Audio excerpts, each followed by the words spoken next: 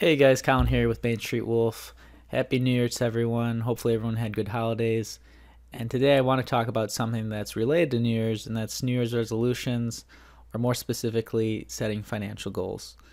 And the reason I want to talk about this is because I believe setting financial goals is one of the most important steps to becoming financially successful.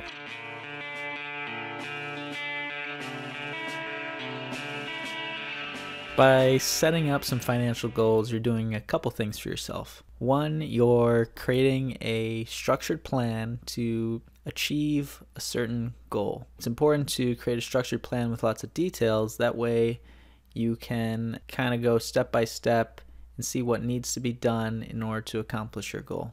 Another thing that setting goals does, it holds you accountable. What happens a lot of the time with New Year's resolutions is everyone goes in the new year and they say, new me, or new year, new me. Let's do something like lose weight, maybe go to the gym more often, but they don't set a specific plan. So they say, hey, I want to lose weight, but they don't say how much weight. They say, hey, I want to lose weight, but they don't say how many times they're going to go to the gym per week, what kind of diet they're going to go on. And it's the same thing with setting up a financial goal.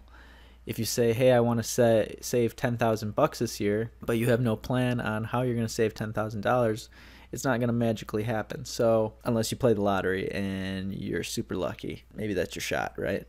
But if you don't want to rely on the lottery and you want to create your own luck, setting financial goals is definitely the way to go. And I wanted to talk about some tools that you guys can use in order to help set yourself some financial goals that are measurable, easy to use, and overall makes the whole process just better. I want to talk about Mint.com because I use that for budgeting and some financial planning, and I think it's a great tool. Everyone should be using it. It's something to help you guys see where all your money is going. If you don't know what Mint.com is, you can check out one of my review videos where I talk about Mint.com, kind of the different things that you can do with it. But to keep it simply, Mint.com is just a one place platform where you can see all of your bank accounts, credit cards, and all of your financial transactions in one spot, so it's easy to create budgets, see your investments, and set up goals. I'm going to show you guys the goal tab, and we're going to talk about it and why it's pretty nice with any of these goals that you're setting.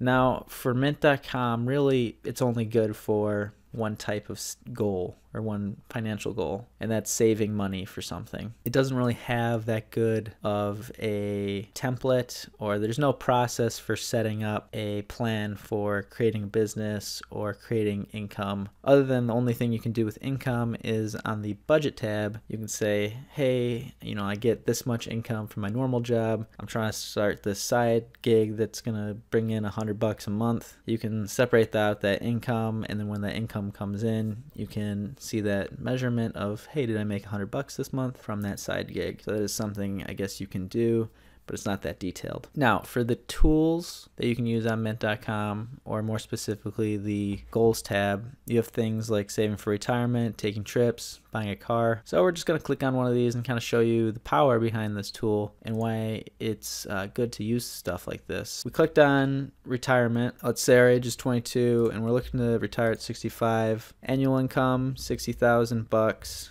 And that's inflation adjusted. It's showing you the assumptions here and how long you expect to live. And then it's also asks you, what's your investment style?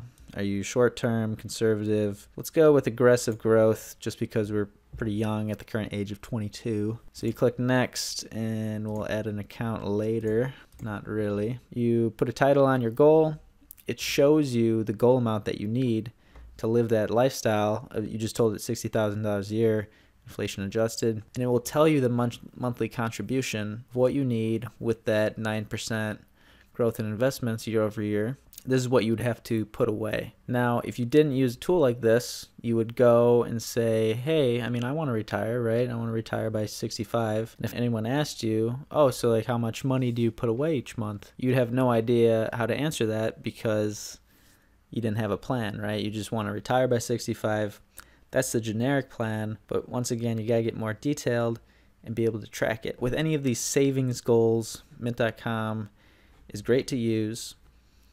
for me, my financial goal, figured I'd share it with you guys, is more about this channel and the website that I plan to make. For my goal for 2018 is to get this channel to a point where I'm bringing in around 75,000 views a month, along with around $400 in revenue per month. And in order to achieve that, I have some more detailed plans on how I'm going to get there. The one way I create a more detailed plan is I actually looked up a business plan model or template and filled it out with, hey, what am I going to do in order to achieve this goal? So I do want to show you the business plan template that I use, just because I think it's great for if you're looking to start your own venture, whatever that be.